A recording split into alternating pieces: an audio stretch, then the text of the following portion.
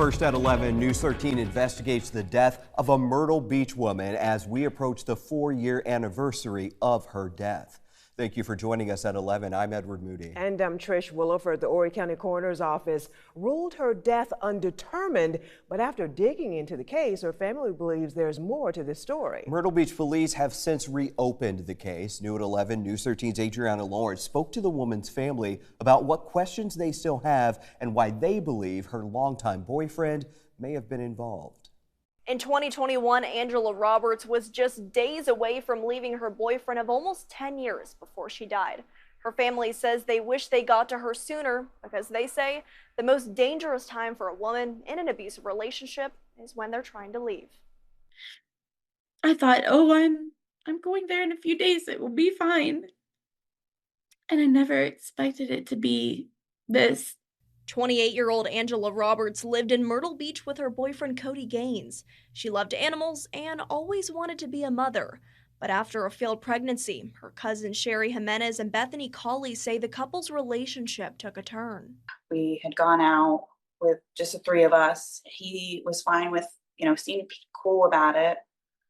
And then I just remember her receiving like a lot of phone calls. Where are you? What are you? Why aren't you back yet? Wanting to know what her location was. Then we were all talking and she said, you gotta be quiet, like be careful what you say because he has video cameras up and he can hear like what we're saying. Colley says the morning of July 20th, 2021, Roberts had packed her bags ready to leave and live with Colley. Instead, she got a call and was told her cousin had been shot.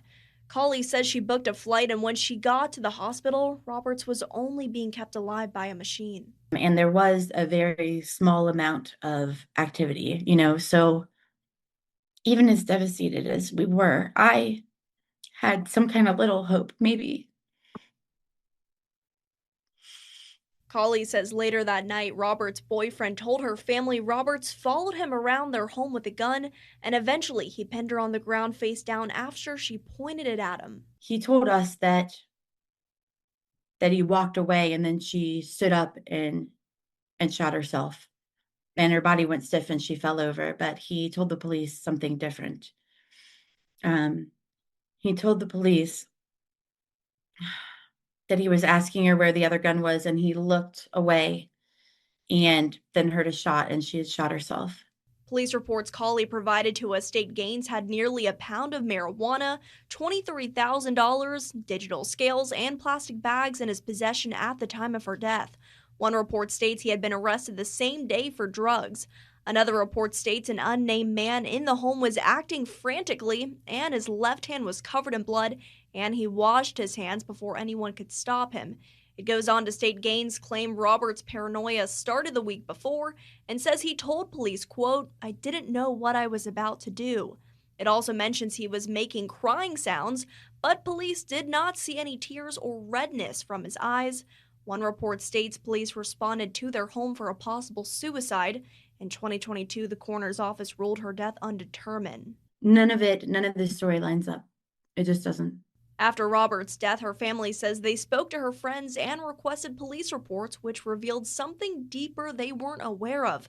Colley says he broke down doors, grabbed Roberts by the hair, tracked her, had cameras in their home, and had access to her bank and social media accounts. Colley provided bank statements to us and says nearly 2 weeks after her death, Gaines transferred $5,600 from Roberts' account to his.